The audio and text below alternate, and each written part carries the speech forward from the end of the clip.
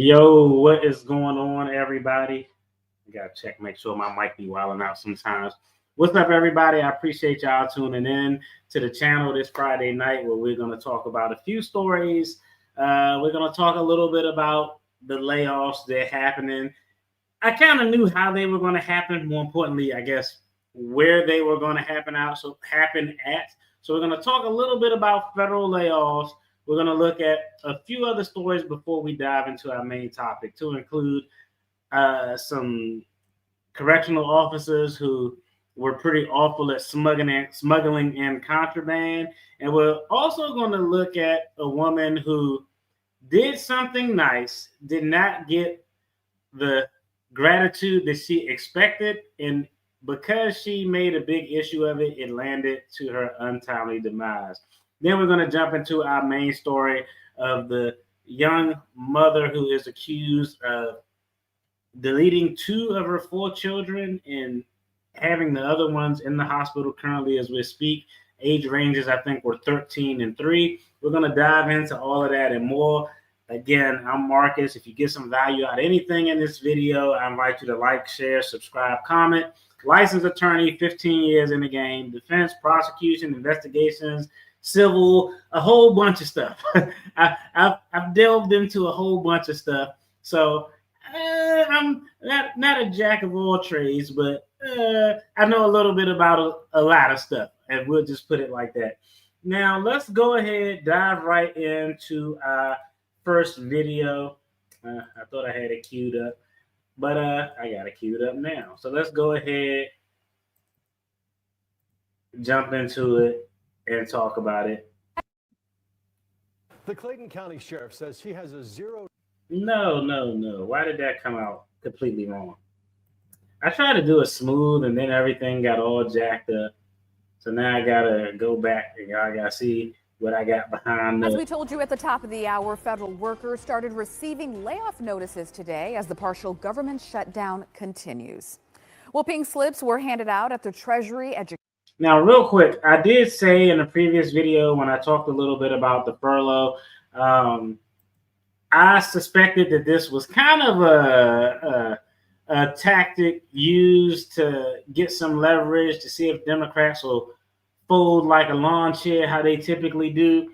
But I did say if layoffs were happening, they would happen at specific agencies. And lo and behold, let's take a listen to the agencies that they're happening at, which were the agencies I figured they would happen at. Well, pink slips were handed out at the Treasury, Education, Homeland Security, and Health and Human Services departments. And it comes as Congress is still deadlocked over a funding plan now, as Jared Hill reports for us tonight with the latest from New York. Shame on the Democrats for doing this to the American people. As congressional lawmakers continue to trade blame over the government shutdown. Failure on both sides by all parties involved, in my opinion. Republicans have the House, the Senate, and the presidency. They decided to shut the government down. President Trump's budget chief posted an ominous message about layoffs Friday, writing, "Reductions in the federal workforce have now begun." The Democrats have caused this problem. Republican House Speaker Mike Johnson faced tough questions yesterday from C-SPAN viewers, including a military family expecting to miss a paycheck come October 15th. You could be the one that could say military's getting paid. If we did another a vote on the floor to pay troops, it's not a lawmaking exercise because... I'm gonna be honest too, real quick, before we play the rest of this video, as a combat vet who's been deployed in a war zone, that's actually ridiculous. Like, if I'm out in a war zone and I'm getting shot at, I gotta worry about running over an IED, I'm knocking people's heads off their shoulders. I honestly don't want to be out here doing any of this shit, but I got to get home. The one thing that's going to give me solace, especially if I had a family at that time, is knowing that at least on the 15th and the 1st, or whenever the 2 paydays hit, funds are going to go where they need to go so my family can do what they need to do in the rear. If my family good in the rear, at least my head could be in the right space to make sure I'm knocking heads off shoulders and not getting my head knocked off of my shoulders. So I actually think that's a travesty for soldiers in general to not get paid, but especially soldiers who are deployed, who are fighting an active fucking war. That's actually crazy and insane. So I just wanted to get that out. Let's finish watching the rest of this video, and I'm gonna explain why this is terrible, but it's not a surprise. I knew these agencies were going to be the ones to get the riffs. Chuck Schumer is going to hold that up in the Senate. SNAP and WIC recipients nationwide are set to feel the pinch within weeks due to a pause in nutrition benefits. It could have very significant impacts on those families and the health of their children. The impasse has already put a strain on the TSA and federal air traffic control system with an increase in sick-outs. Grateful travelers thank some who are working. Blessings to all the TSA workers. We told them that, that hang in there and hopefully in time things will change. Federal aviation officials. All right, so on this, let's talk about it. I was supposed to go somewhere, but I think I'm gonna catch the train. I think I'm gonna catch the train. But long story short, President Trump mentioned that there could be mass layoffs. I think the word mass layoffs was overly used as a point of leverage. When I did the initial video related to the furlough and would furloughed employees get back pay, when I talked about the layoffs, I knew it was going to be HHS, the Department of Education. Homeland Security is a specific office within Homeland Security, not all the good ICE and Customs and Border Patrol guys. Like, you kind of knew what the agencies were that were going to suffer the layoffs. Now, people getting laid off during the furlough is terrible, but long ago, early in the year, agencies had to submit a RIF plan to the Office of Personnel Management, what their RIF plan was. I actually did a video explaining the RIFs and who's the first to go and who's protected and who's the last to go. But the long story short, that those RIF plans were submitted months ago. So I don't think that the RIFs happening now, the layoffs happening now, are anything new. I think they're just being made at this time to be a point of leverage.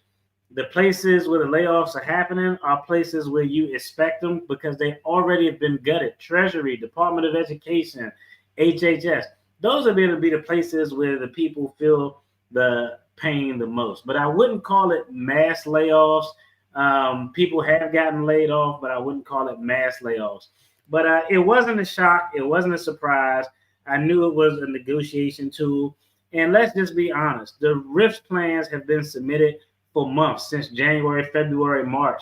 So these RIFs were probably going to come at some point in time this year anyway. I think now is just more of a strategic method to use the RIFs to see if they can get Democrats to fold. So that's the big takeaway from that one. If anybody out there is suffering from the furlough, again, do what you can to reduce your expenses.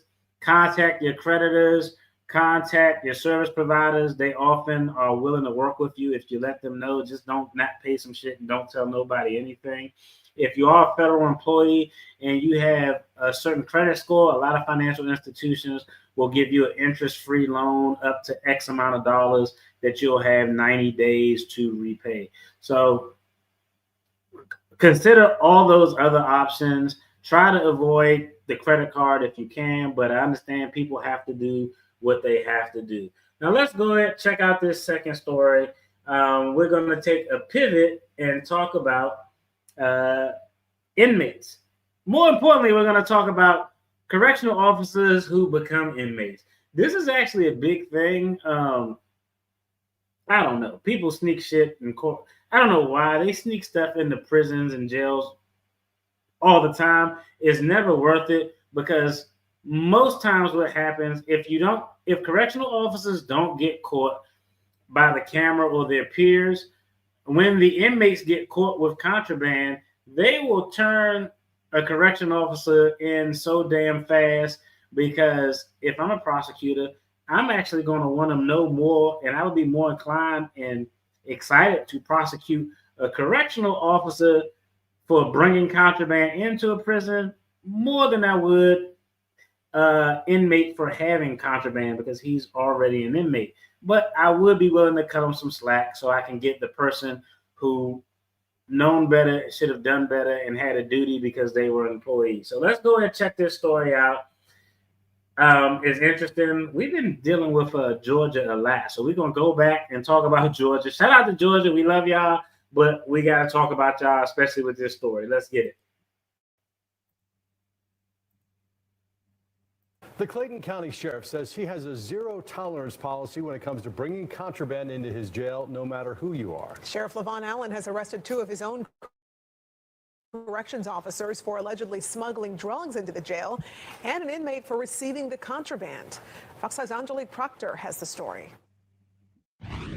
The captain tells me contraband is a huge problem here at the Clayton County Jail. He says inmates will pay $1,500 for a cell phone charger or even $3,000 for a cell phone. Hey, real talk. Hey, if you have a job in law enforcement, you should not be doing anything wrong. But $1,500 for a cell phone charger, it is a lot of money. Correctional officers, they make good pay, but a lot of that good salary is contingent on overtime hours. They make high salaries, but it's requiring a lot of overtime. There's a lot of risk.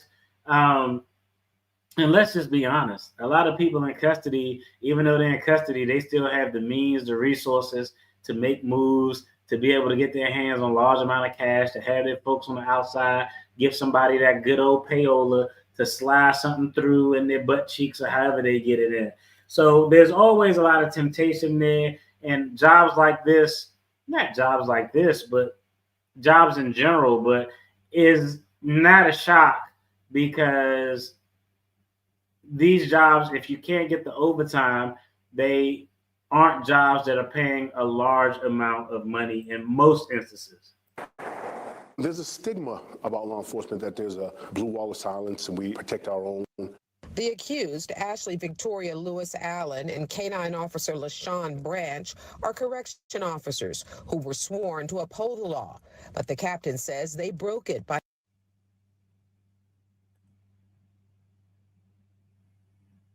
I'm just going to be I don't want to stereotype nobody, and I love tattoos on women most of the time.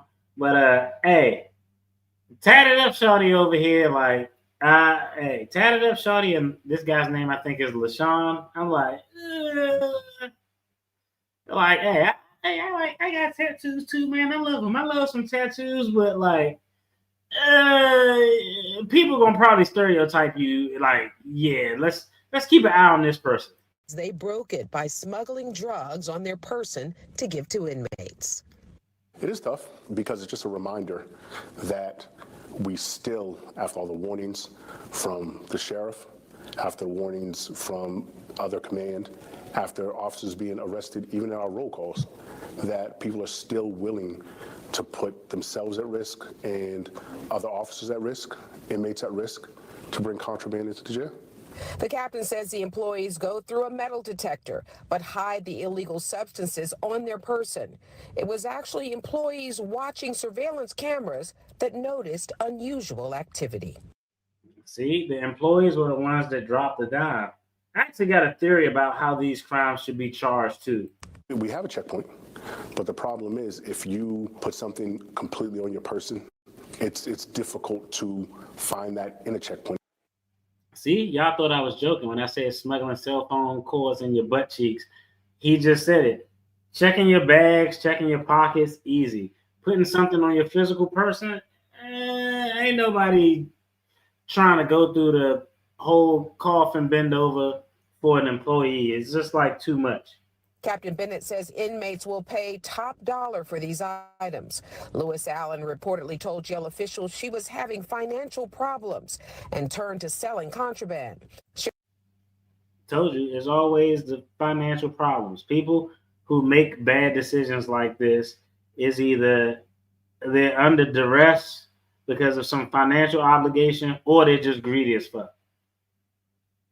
Under duress, greedy as hell, or they just think they're smarter than everybody else. It's normally one of the three. Sheriff Allen says 3 are arrested now, including an inmate who received the contraband, but the investigation continues. All right, so let me ask a quick question, because I actually got a theory. I got a theory about how these crimes should be charged, right? Let's do a hypothetical. Let's say we got prison, Thompson Prison over here, right? And a security guard smuggles in a cell phone.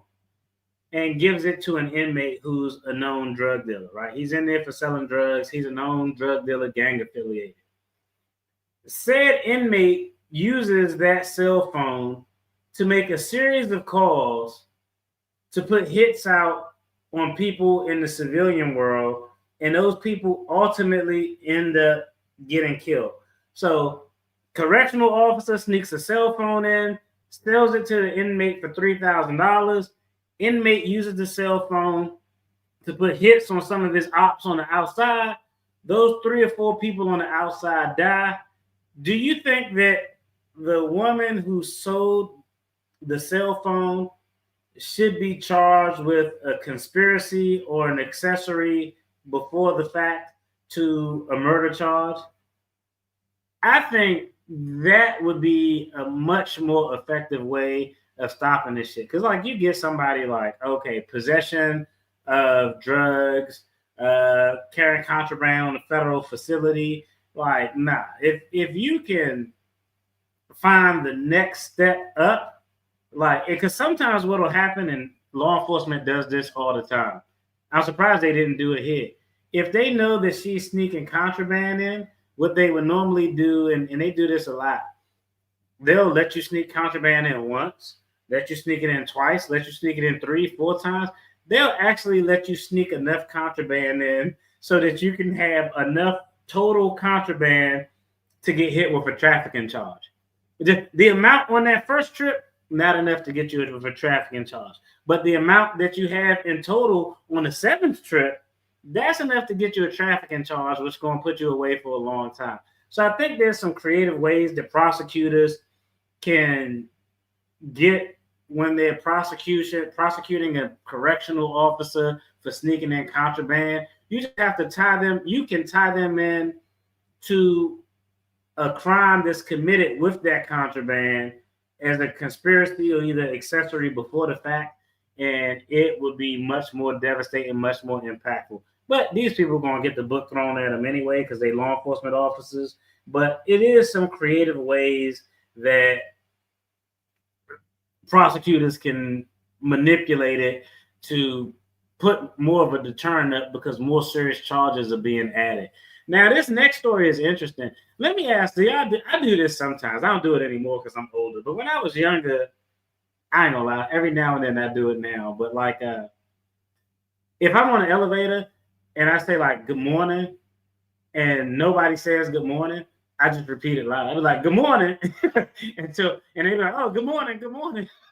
Like, I've always kind of been that guy. It is actually crazy to do. Now, if I'm out in public and I open the door for somebody, and if they say, don't say thank you, sometimes I'll be like, you're welcome. I'm kind of that guy. And this story is exactly why you shouldn't do that. So I might have to change my behavior, but I don't go crazy with it. And it depends. I don't do it all the time, but occasionally, not as much now. But I know in my adult life in the past, I have done that. I'll be like, good morning. And everybody will say that. And I'll be like, good morning. And everybody will be like, oh, good morning.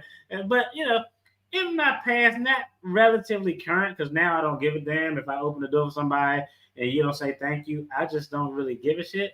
Or if you don't say thank you, I'm going to just let it close, and hopefully it close hard on you. But listen to this story. This is a story of someone who lost their life and was shot in front of their daughter for a reason that was really, really silly and ridiculous. So the conduct that I used to do, if you do something for somebody and they don't say thank you, don't fucking worry about it. It's just not a big deal.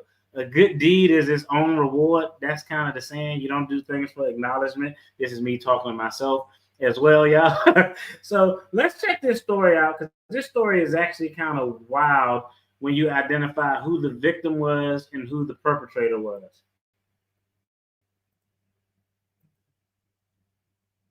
We have new details on a woman's murder at a Dallas shopping center that escalated from a courteous gesture to a violent confrontation. Good evening, I'm Steve Eager. I'm Heather Hayes, Fox 4's Alex Boyer live with the details from arrest records. Alex.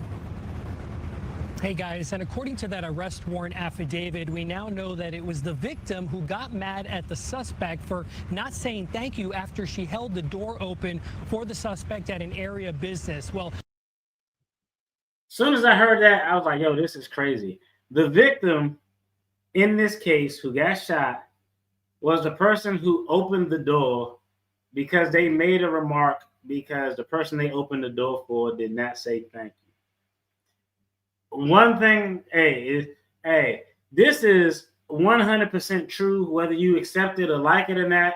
I can't, that's up to you. But this is 100% true. When you do something or say something, you have no clue how someone is going to react. If you expect them to react at a 3 and they react at a 10, that's just, once you throw something out there, you cannot control. You can control what you say and what you ignore and what you let go, but you cannot control how people react. You say something like, oh, you could have said thank you. You think they're just going to not say anything or say something slight.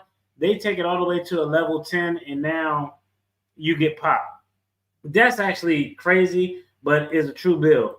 That ended up spilling over into another nearby business where the arguing continued. And then once they were outside, that is when that verbal altercation turned deadly. The shooter was telling them, come outside, like, let's handle it outside, like, let's fight outside. And the mom and the daughter were kind of just like telling her to like go away. This 27. See, according to the witness who saw it, she said the shooter was like, step outside. The shooter was the person who didn't say thank you. The shooter elevated it. Oh, what you want to do? You talking all that rah, let's step outside. She just said the mom and the daughter, the victim and the daughter was like, nah, we good. We don't want no smoke. But once you open the door, you can't control how people are going to react. And you have to, unfortunately, deal with the consequences. You expected her to react at a level 2 or 3, and she reacted at a level 99. Year-old nurse who asked that we not use her name had just walked out of this PetSmart store located off West Wheatland Road in the southeast Oak Cliff area of Dallas Tuesday afternoon when she noticed 2 women, one with her 20-year-old daughter, arguing in the parking lot. Moments later, she heard gunshots. But the mom and daughter tried to like get in their car and like de-escalate the situation, but the lady wasn't having it. The mother held the door open. The lady didn't say thank you. The mother initiated the altercation, and she's the one who ends up getting shot and killed in front of her daughter. And this lady said she didn't expect that lady to take it to that level. When you say something to someone, you have to be ready to stand on whatever it is, because you cannot control how people are going to react. You don't know what people are dealing with. You don't know who's crazy. You don't know who got that goddamn it on them and that thing on their hip. You have no clue. So if you aren't ready to take something to a level 10, sometimes it's just best to shut up and not say anything. You held the door open. She didn't say thank you. So what? Let the door close and go about your business. She said something. She didn't think this lady was going to take it that far. She tried to de-escalate the situation afterwards, but she already opened the door. The lady tried to get in her car and leave and still got shot and deleted in front of her daughter. This is ridiculous, but you can't control how people are going to react to the things you do. So they ended up starting to fight, and then that's when the lady pulled out her gun and shot her. Dallas police later identified the suspect as 22-year-old Kiona Hampton. She fled the scene in her car, but was arrested hours later with the help of surveillance video that captured her image, car, and license plate. The witness ran to help and put her training to work, performing CPR. The daughter was next to the mom the whole time. She,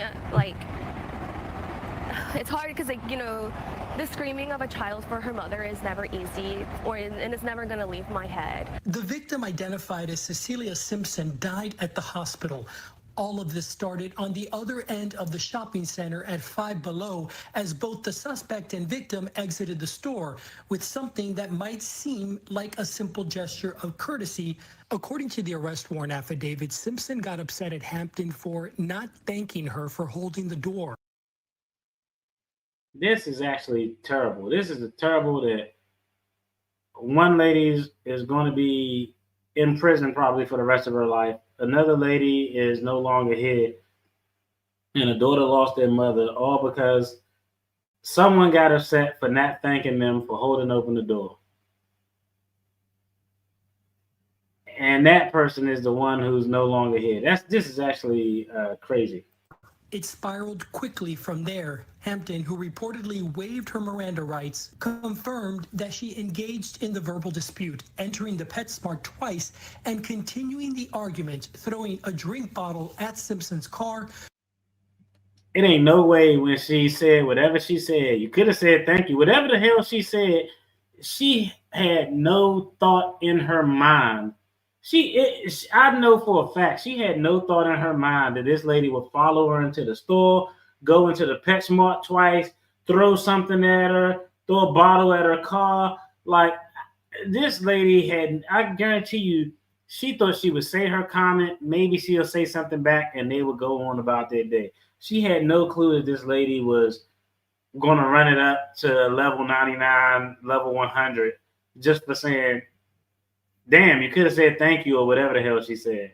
When she was about to leave and engaging in a physical altercation with her, adding that she took out her gun and shot Simpson, stating she was trying to get Simpson away from her. And again, the victim's daughter was a witness to all of it. I've been trying. That's cap. Just real quick, she's saying that the shooter in this case is saying, "Oh, I was trying to get Simpson away from me." That don't even make any sense because the witness just said that you said to the police, you followed her in a PetSmart twice, you escalated the situation, you threw shit at her car.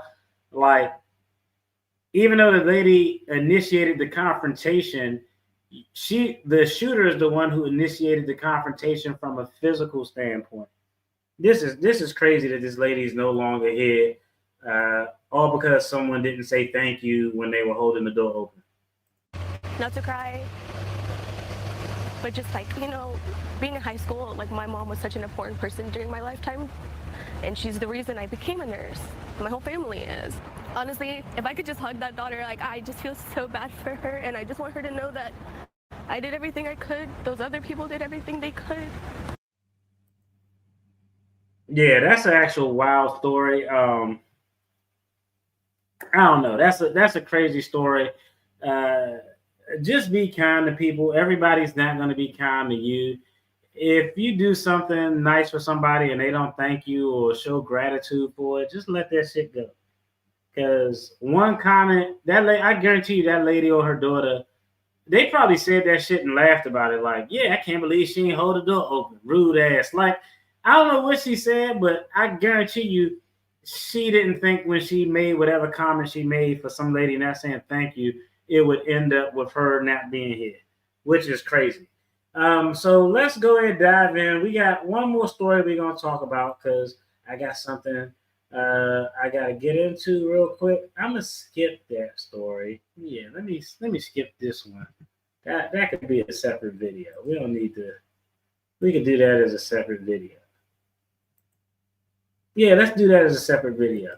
All right, so let's go ahead and talk about our main story. All right, now our main story is interesting. It's out of Texas. We're trying to stay in Texas. So it's a story out of Texas about a mother of four who allegedly shot 4 of her children, killing 2, and while 2 are currently in stable condition now in the hospital. Now, as soon as I heard this story, I was like, yo, this story is crazy as hell. What's the background? I kind of dove in and did some research. And so I'm gonna pull up a short clip, a very short clip. I watched it. It was actually kind of an interesting clip, very short clip from a show that I actually never watched. I don't know. Do y'all watch Paternity Court? Let me know. Do y'all actually watch Paternity Court at all? I wanna just see this one clip. Let me see if I can find exactly where this segment is. But we're gonna go ahead. Let me pull up this clip real quick. We're gonna do a real short clip because Paternity Court will be like, you can't use my stuff. But we're gonna talk about this investigation, the allegations, some of the legal nuances. Let's go ahead and pull it up. All right, so this young lady is the defendant in this case. Oninda, I think her name is pronounced Romelus, but she's the defendant in this case. Back in the day, she was on paternity court trying to establish paternity for her child. When we do the math, the child who she is trying to establish paternity for is her 13-year-old, the oldest, who is one of the 4 children who passed away. The oldest child, age 13, and the youngest child, age 3, are the 2 children who passed away. I think the other 2 were age 8 and 9. And I actually got the facts. I'll read them out. But let's just kind of look at this clip on paternity court. Now, in this video, she looks very, very young. Very, very young. Romelus versus C. All right, so now she's about to read the verdict. Let me see. I want to see if I can find the right clip. Now, I'm going to lay out the foundation because we can't watch this whole video because paternity court don't play. They'd be like, hey, I need to stop using my shit. Then I got to write up this whole legal argument about fair use. It's a pain in the ass. But she's in court. She's trying to find custody of her son, the one who's the 13-year-old, who's the decedent in this case, one of the decedents in this case. She brought 2 guys in. Guy A is kind of like, yo, that kid not my father. I'm not that kid's father. She a bopper out here in these streets. And I'm telling y'all this because you got to know the facts. It involves her. It involves the kids. Guy A is like, not my kid. She a bop out here. Guy B is like, you know what? I'm ready to be in this kid's life. I hope this baby is mine. And now they sitting here waiting for the final result. Is it guy A or is it guy B? Have any idea? I had sex with this. I'm tearing up. All the way wrong. What? 2 years? All right, so you can see the guy sitting over there in the stand. The guy sitting in the stand crying is the guy who, like, yeah, this is my kid. The guy sitting over here with the white shirt on, he's the guy's like, it's definitely not my kid. Now, this guy's devastated. Now, I will tell you, hey, it's some parts of this that's kind of wild and comical and sad. But hey, as somebody who had to get his cheek swabbed before, it's terrible to have something blamed on you that's not really yours. We'll just say that and leave that there for another story time. Now, to be fair, this is an old video. She looks really young. But as soon as I saw that video clip, I'm going to tell y'all what I said. This is just me personally. This is somebody who... We have new details on a woman's murder at a Dallas shop. This is somebody who actually had to go through a cheek swabbing procedure before where somebody tried to put a baby on me. I think it was the glasses. But, you know, like, I was like, this is actually crazy. She brought both of these guys in, have no clue who this child's father is, but is continuing to asserting that it has to be one of the two because I wasn't with nobody else. That's actually crazy. So that's the background. This is the young lady. She's trying to establish and find out who her child's father was. That was her first child. Now she has 4 children. And so the next thing I did, I had to go check out her social media because I was like, wow, what will cause a mother to do this? Let me check out the social media to see if, you know, we can learn a little bit about the defendant in this case. Let's go ahead and take a look, pull up the social media so we can see it. All right. So, I don't know. Can y'all see that? Do I need to make that a little bigger? Let's make that a little bigger. All right. So, Mofo Haiti. So, Haitian, hey, shout out to Haiti. I got some homies from Haiti. Beautiful people. Nice looking women in Haiti. Cool. No shade. But let's go through her profile. And I'm looking, I'm like, okay. Clearly older. Now, this post is actually an interesting post. I don't know if it has music on it or not. But let's just kind of scroll through her timeline so you can just see what's going on. We just taking a look. Now, this was interesting because I saw this and I was like, okay, she raps. Shout out to people who in the rap industry who want to be rap, but she's a rapper. She's an entertainer. Now it's making more sense because initially I was like, yo, this she got the cheeks all out and everything, and I was like, I don't know, maybe it's just me. I wouldn't want the mother of my children just all over Instagram for cheeks cop. But then when I saw that, I was like, oh, she's an entertainer. She's an entertainer. She got an album out. I could kind of see why I was gonna be a little cheeky. Big sticks, we stepping when we coming. Yeah. Big drum like drum line had all you niggas ready. I laugh because I don't know if you've seen the comment. I don't know if you've seen the comment. People on the internet is haters. They're like corny. I was like, man, let people live and cultivate their talent.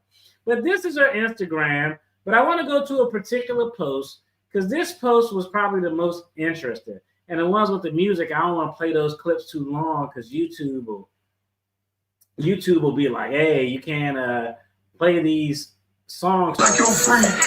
All right, so this is actually interesting. It says, mood, mama got to get out and have a life too. And she posted, okay, because what it really do, you're not a bad bitch if you're a terrible mother.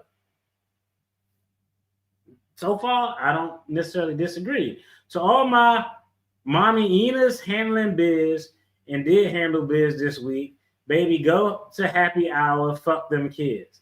Now, again, I don't take anything of this because I have often said, you know what, fuck them kids. I'm going to do something for myself. We got to go out and do something. Fuck them kids. So that's a common phrase that's used by parents. And so I was just going through looking at. Did y'all see the comments? Now, after this happened, I didn't look at the comments before. It said, let's see, Insane Bayou Part 2. Mama about to get life, talking about some mama got a half a life too. Them babies ain't deserve that. You brought them into this world. And the two who survived, I pray God keep them covered. There's no way they have to go through life knowing their own mother took their siblings' life and tried to take theirs. That's fact. Whoever got you pregnant is going to hell. The caption is fucking with my soul. I agree. Now, all of these is comments that people seen after this story kind of came into fruition. But, you know, she's a rap artist, or a burgeoning rap artist, entertainer, social media person. Her last post that wasn't related to music was about her, hey, mama got to live her life and saying fuck them kids, which, I mean, people who have kids say that all the time as a reference to just being able to go out and do something for yourself. Now, let's go ahead and talk about the facts of this case. Damn, I'm fucking up. I was supposed to have all my notes squared away, and I'm lollygagging around. Let me pull them up real quick. Let's see.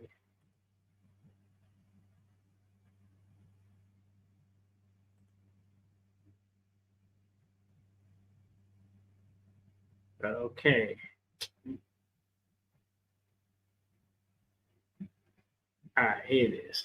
So we're going to go through this. I'm going to actually read the facts out because I feel like I got a lot more facts in reading this. Then we'll watch a news clip, and then we'll do a little bit of a breakdown. Okay, the incident occurred on October 4th, 2025 in Angleton, Texas, Brazoria County, about 45 miles south of Houston. The mother involved, 31-year-old Oninda Romelus, reside in Porter, Texas, a city in Montgomery County. How it unfolded and discovery. At roughly 4:48 a.m., Romulus called 911 or attempted to call and asked deputies to respond to a gas station in Angleton. When law enforcement arrived, they found all 4 children inside a vehicle at the gas station, apparently having been shot. A weapon was recovered at the scene.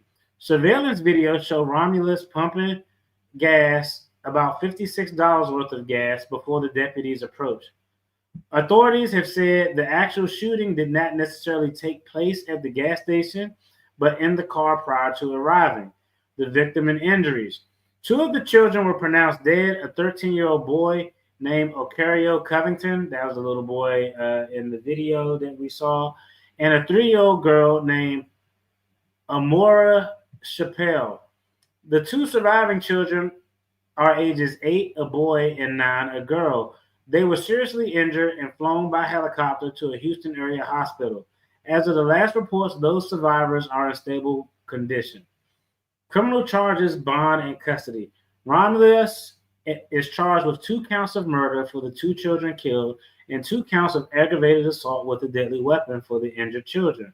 Her bond is currently set at $14 million total, $5 million for each deceased child, and $2 million for the other victims, for each of the other victims.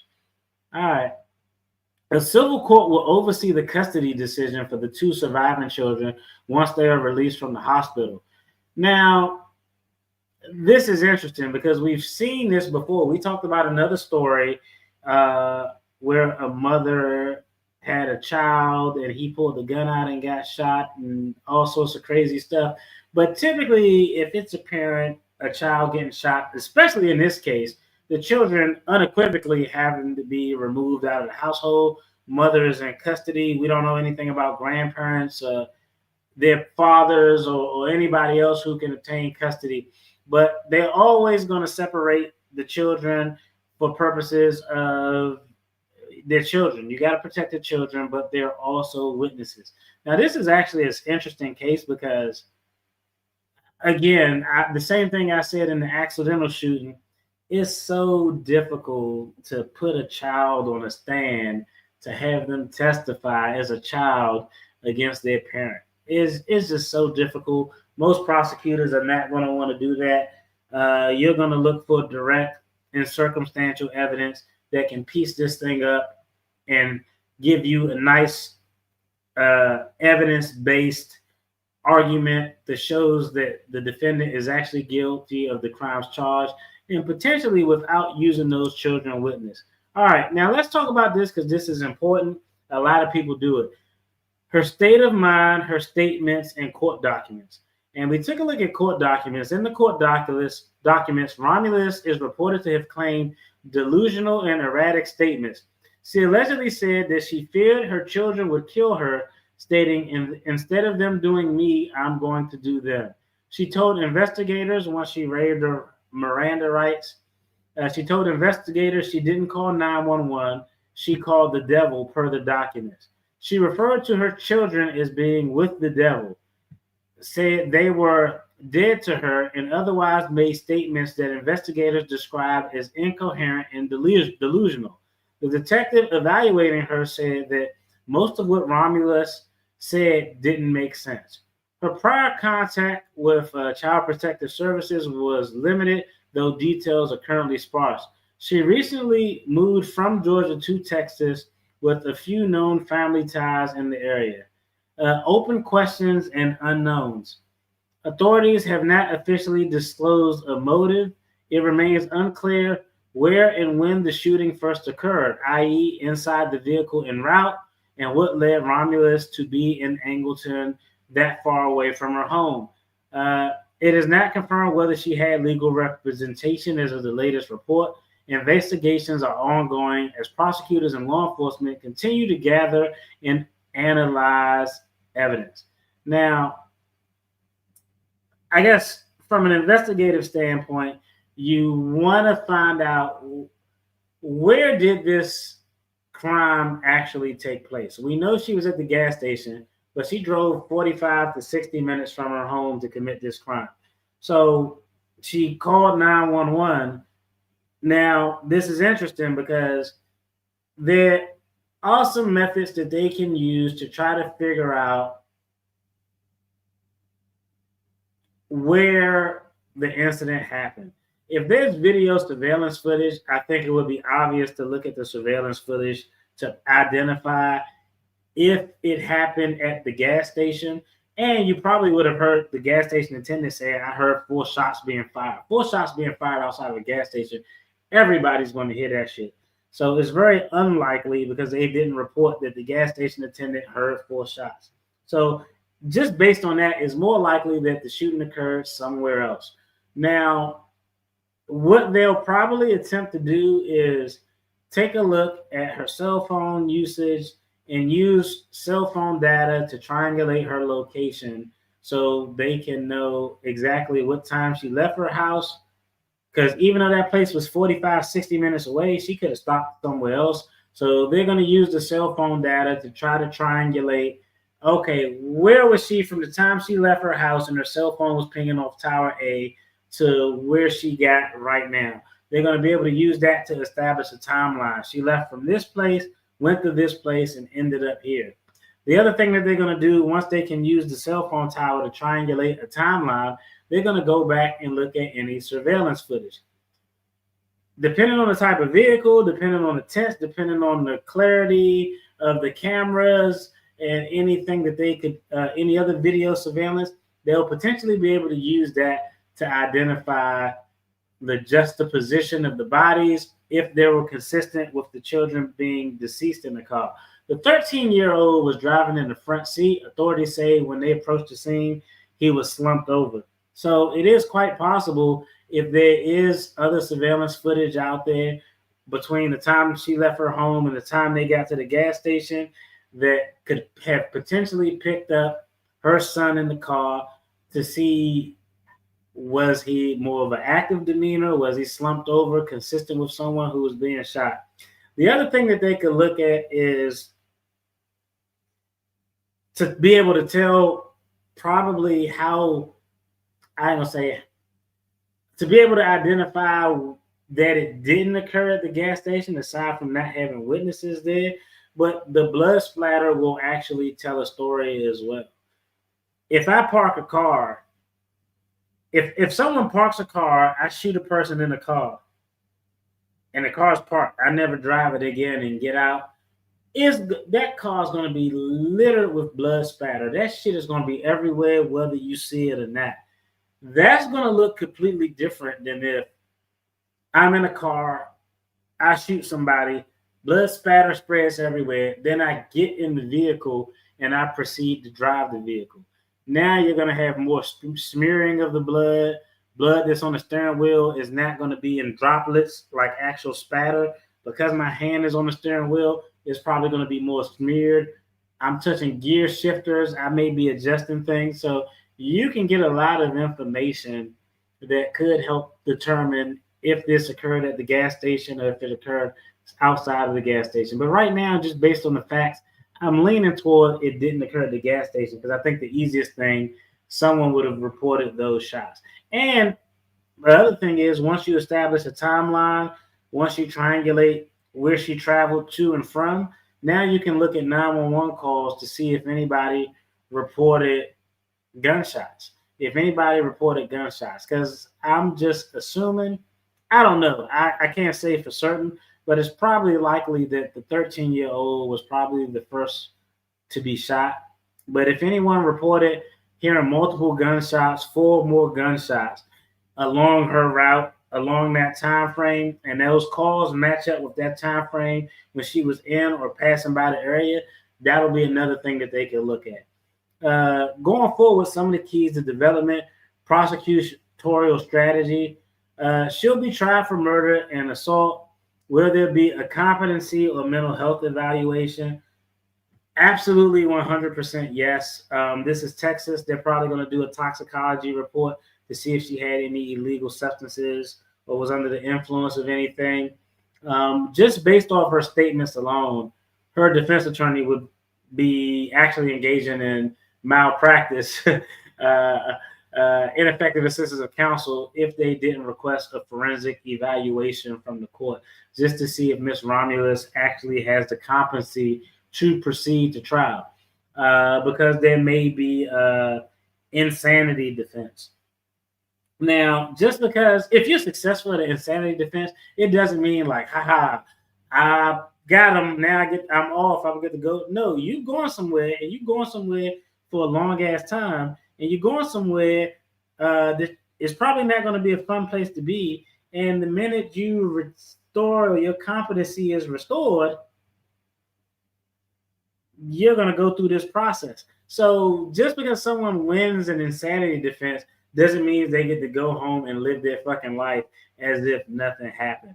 The other thing that's going to make this difficult is, generally, depending on which state you're in, but in Texas, in order for someone to be successful in an insanity defense, you have to convince a jury that at the time of the offense, you essentially had no clue of what you were doing in the punishment. That doesn't, I mean, I'm gonna just be honest. Like, I think quite often, now some people are truly fucking batshit crazy, but sometimes a lot of people do goofy shit. They commit crimes, and then when they commit a crime and reality set in, they try to say goofy shit to sound as if they're crazy. But insanity is that's a hard defense to be successful on, because you have to prove at the time you were unaware of what you were doing and the consequences of your actions. You call fucking 911 afterwards. The fact that you called 911 after, I'm just kind of not buying, me personally. So again, all of these are allegations, but so far the evidence is pretty daunting. Evidence and motive. Investigators may release more details about where the shooting started, how the children were shot, the forensic findings, and any history pointing to motive or warning signs. Custody of survivors. Once they are released from the hospital, decisions about guardianship or foster placement is solely up to the court. The court tend to lean towards the family member first because they want children to be with their family, but that may or may not be an option. It just kind of depends on the family members, the situations. If the family members even want to be in that position. Legal defense, mental health claims we talked about. Based on her reported delusional statements, her defense could raise arguments about her mental state. Public disclosure and transparency. Of course, I agree with this. The community is going to want to know more about this case. They're going to want to look at body camera footage that are on the scene. None of that shit is coming out while the investigation is ongoing. Police statements, court findings over time. I don't know. This is a weird case. And it seems to be such a jump from her talking about how bad bitches take care of their kids, but you got to live for yourself, to actually doing this. The other thing that was interesting, I said earlier on, it said her contact with CPS, Child Protective Services, was limited. I don't know what that means. Like, Child Protective Services was limited. If you had contact with Child Protective Services and is limited, I don't know what the fuck limited contact with Child Protective Services is. I've never had contact with Child Protective Services. So that leads me to believe that there had to be some type of issue with CPS at some point in time that was an issue. So investigators are going to delve into that and see what it was. Was it let's say, for instance, it was a call from a teacher. This is just a hypothetical. Let's say Child Protective Service got a mandatory call from a teacher because they witnessed one of her children at school with bruises on their body. Just as a hypothetical. I would want to know more about what was going on with this limited contact with Child Protective Services. But this story is it is actually a terrible story. Now, let me ask you all a question. I put a poll up in the chat. If, I don't know, like, some people support death penalty, some people don't. I guess I'm kind of neutral. Like I said before, if someone deleted one of my family members and the prosecution came to me and said, okay, we're coming to you, we have a lot of options, what punishment are you content, or do you want us to ask? I'm just going to say whatever the most severe sanction is, that's what to ask for. But in a situation like this, if she's actually found to be guilty, and this evidence is not looking good, but for her, but if she's actually found to be guilty, I think it's very possible that the prosecutors in the state of Texas are going to look at this as a capital offense, and the death penalty would be on the table.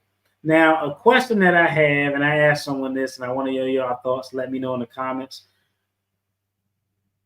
Would you be inclined to take the death penalty off the table if you were the prosecutor? You're prosecuting this case. The fact that she's a mother and two of her children are alive, even though she deleted two of them are alive.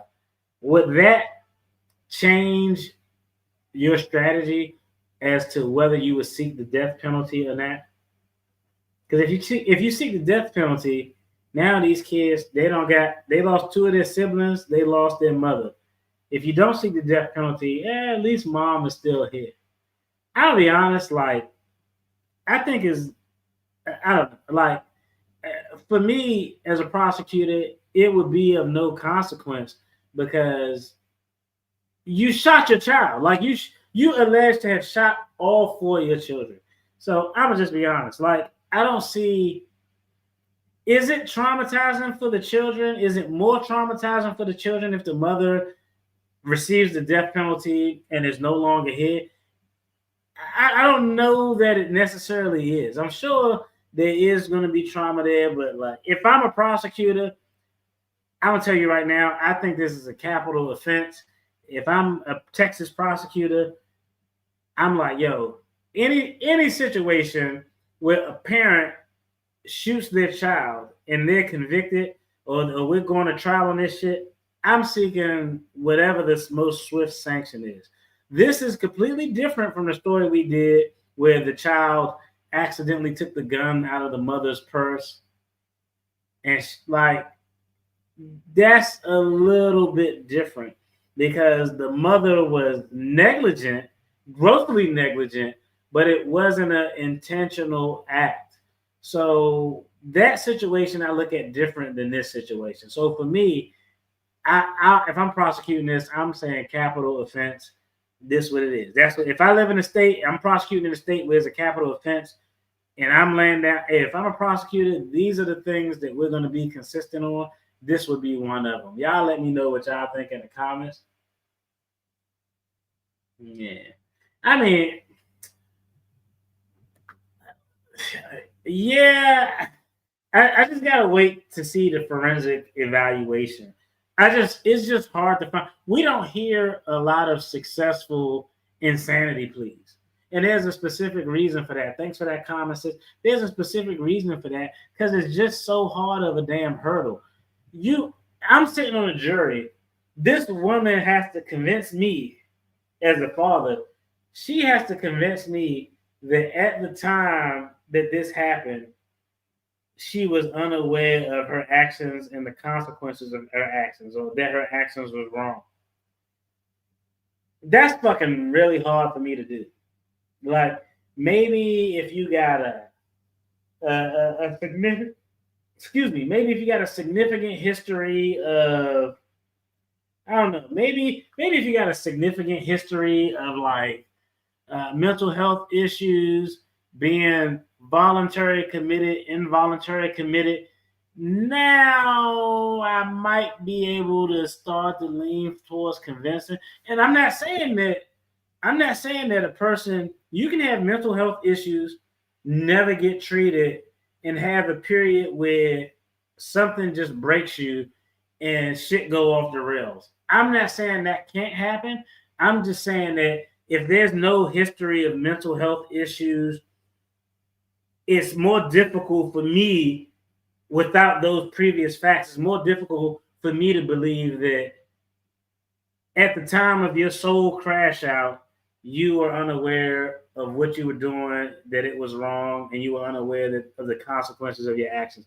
It's harder to believe. To convince me of that, I'm going to need to see some history. If you don't have any history of involuntary commitment, voluntary commitment, family history of schizophrenia, if you don't have those type of things in your background, it's very unlikely that I'm going to believe that you had a mental health issue, you've had it, it was undiagnosed, and at this breaking point, you didn't know what was going on. Not saying that it can't happen, it's just hard for me to believe. If I'm a juror, I'm like, I don't know about this one. Like, I don't know about this one.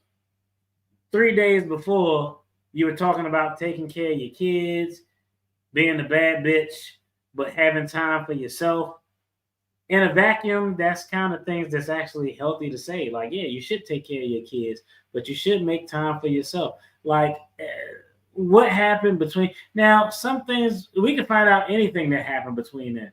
She could have found out some traumatizing news or something to that effect. But is the reason you don't see a lot of successful cases of, oh man, this person won a successful insanity defense. Let me see what the rate is.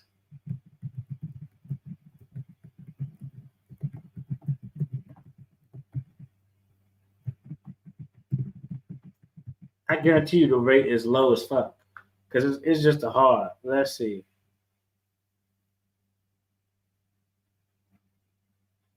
All right, let's see. Across the U.S., the insanity defense is extremely rare and even more rarely successful. Here are the stats. Overall use and success rate. The insanity defense is raised in less than 1% of all felony cases. In less than 1% of all felony cases. So it's a hard. I've represented clients who were charged with crazy ass heinous crimes, and I'm like, yo, this person off their fucking rocker. You could be crazy, but there's a specific legal nuance for you to be legally insane and have a successful insanity defense. So do you and these are the type of questions you would ask. These are questions that once I realized somebody was, I'd be like, hey, how you doing, Mr. Johnson? I'm here to represent you in your pending charges. And once I start talking to him, and I'm like, oh shit, this person might be off a little bit. I'd be like, are you aware of what you're being charged with? Well, sometimes the judge will ask during their first appearance, are you aware of what you're being charged with? And they'll, yes. Are you aware of who I am as your defense attorney and what my role is in this case? Are you aware of who the prosecutor is and what their role is going to be in the case? And if they say yes to all those, a person can be licking toilet seats in their cell all night, but they're aware of what's going on at the just doing that brief inquiry. So it's very rare. Less than 1% of people, less percent of 1% of all felony cases nationwide. Of those, so less than 1% raise an insanity defense. And of those, of the less than 1% who even raise it, only 20 to 25% are successful. So it's less than 1%, but let's just say 1% raise it. So a quarter of a percentage out of 99 and out of 100, 99 and 3/4 of the time, 99 point. That's crazy. They're gonna lose it. 99.75% of the time, insanity defense is going to be unsuccessful. So it's just a hard hurdle to get over. Meaning, roughly 25%, 1 in all 400 of felony defendants actually win on insanity grounds. The data comes from the national studies when it works. All right, let's talk about this. I know it's going to be hard for me to buy as a juror. Let me check out this comment. Shout out to everybody in the chat. She has no mental issues. Look at what they found in her home when they searched it. Yeah, facts. And I'll pull that up as well. Shout out to you. Thanks for that comment. I live in Houston. Yeah, and have kept up with this case. Yeah, this shit is ridiculous. Insanity defense tend to be successful only when there's clear, I just said it, there's clear long-term psychiatric documentation of a major mental illness, i.e. schizophrenia. I've only been doing this for 15 years, or other disorder.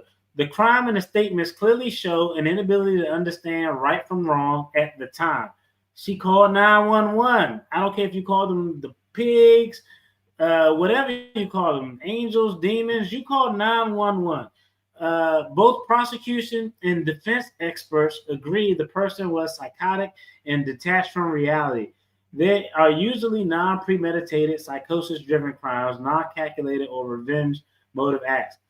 Texas-specific content. Now, we talked about this before when we were talking about insanity defense for another case we covered, but there's actually two theories here. You have the commercial penal code, which is the standard in some states. Then some states use the McNaughton rule, standard. Texas used the McNaughton rule standards, and essentially that standard is what we talked about. A defendant must prove they did not know their conduct was wrong because of the severity of the mental disease and defect. It is one of the strictest standards in the country. Texas court rarely grant these verdicts. More often than not, they find the defendant guilty but mentally ill or order competency restoration for trial. Like I said, even if you're successful, you just don't go off to live your fucking life. You will go off to a mental institution and you will continue to be evaluated. And the minute, I don't care if it's 1 year, 2 years, 4 years down the line, the minute they say, oh, you're competent to proceed, they're going to proceed with your trial and make sure you eat these charges. Bottom line, felony defendants plead insanity less than 1% of the time. Successful rate is 0.25% in all cases. The primary diagnosis in successful cases is schizophrenia spectrum disorder, which I stated. Most common jurisdiction with these cases win are not Texas State. With these cases mostly win New York, California, Ohio, and so forth. Now let's see what was pulled up. I want to pull it up since it was brought up. Shout out to you for dropping that comment as well. I appreciate that. Let's see. Let's talk a little bit about what was going on with the search.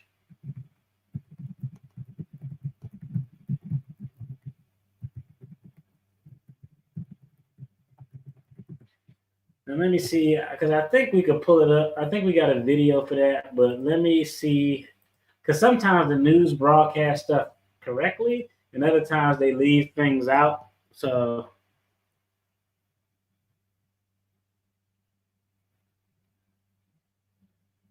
all right, so let's go ahead. I'm actually going to read this. Let's not do a video. I'm actually going to read what was found. All right. Here's what was publicly reported so far about what the authorities found in the search of Oninda Romelus' home in Porter, Texas. All right. Now, again, we looked at her Instagram page, right? Remember, she a rapper. Cheeks is all out. Not saying that's, but the rap music is given JT. It's giving some thought rap music about scamming and finessing guys out of money. That's what it's giving from what I listen to. Y'all go check out our Instagram channel, Instagram page, and let me know. According to news reports and court documents, the initial search warrant for a home was executed partly to locate a 17-year-old child who investigators believe might have been at the residence. The person was not present when law enforcement entered. Investigators seized ammunition, electronics, phones, computers, laptops, and various devices. Now, on its face, nothing. You come to my house, you're going to find some ammo. It's like a gun warehouse over here. We got to stay safe just in case of zombie apocalypse or total anarchy. All right. They discovered a large number of identity theft, fraud-related documents, and materials. Specific items includes 33 social security cards, 48 identification cards, 16 credit cards. Some of these IDs had her photos but names of other individuals, shipping labels, printers, and devices that appeared to be used in the creation of fraudulent IDs. The warrant says counterfeit identification documents were in various stages of manufacture, meaning some were more complete, others partially made. Some of the social security cards or treasury checks were associated with her address, but bearing other people's name.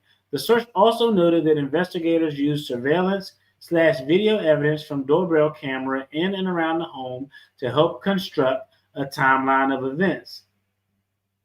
Let me see, exact court warrant language.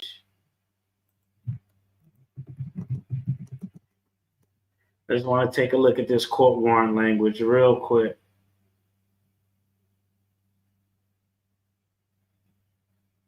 Nah, it's nothing. Nothing there. So, okay. Let me see if we can find an affidavit.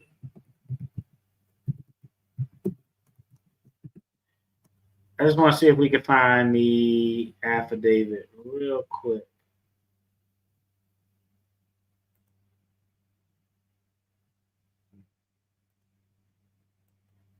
Nah, that's gonna be too difficult to find. But that's the facts around this case. I'm kind of with you. Like, it's just hard to believe, bro. I don't believe his mental health. You know what? I'll be honest too. You know what else could have happened? This is just me tossing out ideas. Like, you got to kind of come up with a motive. Like, even if I have evidence, if I'm the prosecution and I got evidence that you did it, that's cool.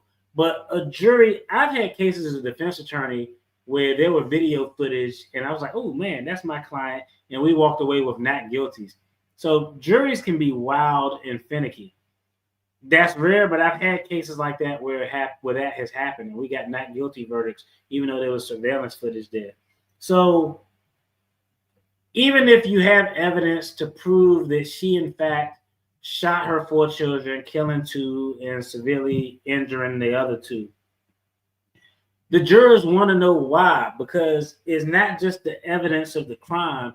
You have to tell a story, and the story has to have a beginning, a middle, and an end.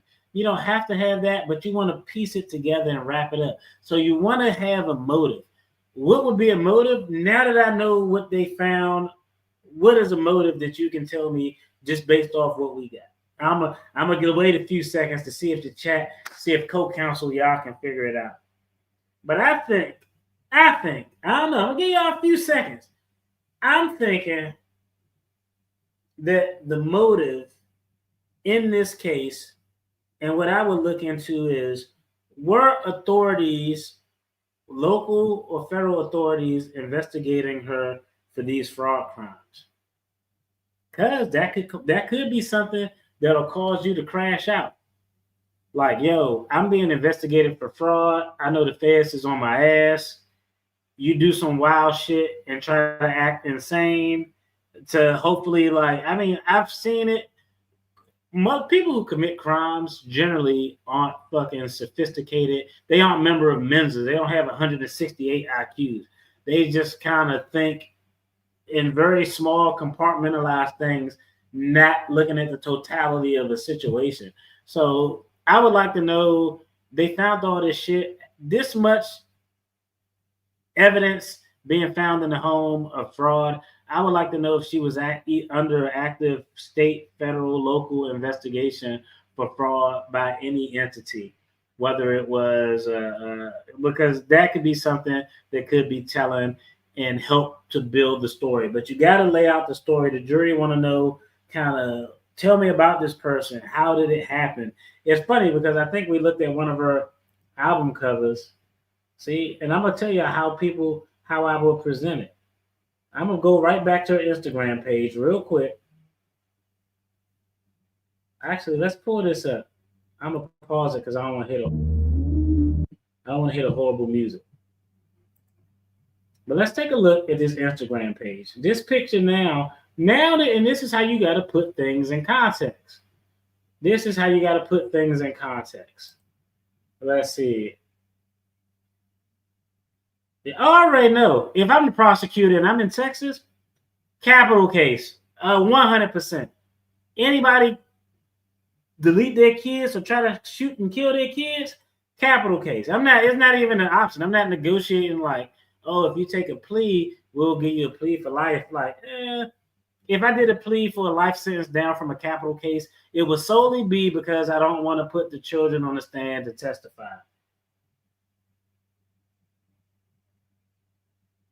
Interesting. That's another one. That's a good point. Shout out to you. That was a good point. That could have been why she moved and jumped ship. See, now I like how you piecing things together, co-counsel. That could have been she abruptly moved from Georgia to Texas. It could have got a little bit hot in Texas, but that's a great point, and that's why I said I would like to know if she was under any federal or state investigation to actually cause this. Hey, shout out AA Legal Focus. Hey, y'all go check out that channel if y'all like some good courtroom drama. They get real deep over there. Hey, they reading transcripts and everything. It's very deep over there. It's a lot more deep than me just being a talking head over there. But hey, a great supporter of the channel. I'm glad you could bless us with your presence today. Let's go back and look. Now that we got the facts, we know the facts. We looked at her Instagram page. We talked about what they got when they went through the house, all sorts of fraud. We know that on her Instagram, hey, she had the cheeks out. Nothing wrong with the cheeks out. We like cheeks over here. She had the cheeks out. We know that she's a hip hop artist. But now that we got the facts, this image right here says a lot more than it did initially before we had the facts. Let's go ahead and pull it up. I don't know. Y'all let me know what y'all think. But this is an image of her album cover for a song. Mofo Haiti. Mofo_Haiti is the Instagram if y'all want to go look at it, see what her post was before all of this happened on October 5th. But now that we know the facts, now that we know that she got scamming tendencies based on a search warrant, and allegedly she's alleged to have shot her 4 children, as a juror, I'm looking at this shit completely fucking different. Is the bar that they're gonna have to prove to say that she didn't know what was going on at the time? I'm not fucking buying it unless there's a track record of schizophrenia, history, voluntary, involuntary commitment, episodes of her wilding out. If you don't have any of that stuff, I'm not fucking buying it. And less than 1% of the times insanity is used as a defense, and it's only successful 0.25% of the time out of all felony cases where it could be asserted as a defense. So I think I know how this is going to play out.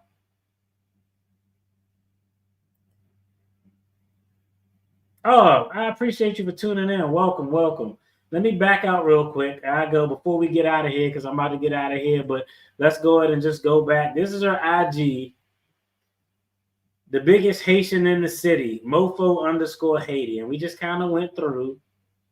We actually looked at the paternity court clip as well, a piece of it.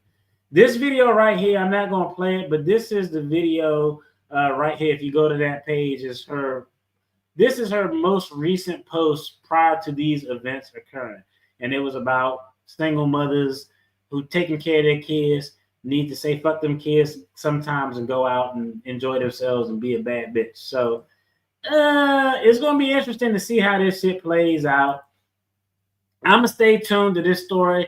I need to get ready to get out of here and go drink some coffee because I'm going to a super late movie to see Good Boy. It's a horror movie from the perspective of the dog. I love dogs. I love horror movies.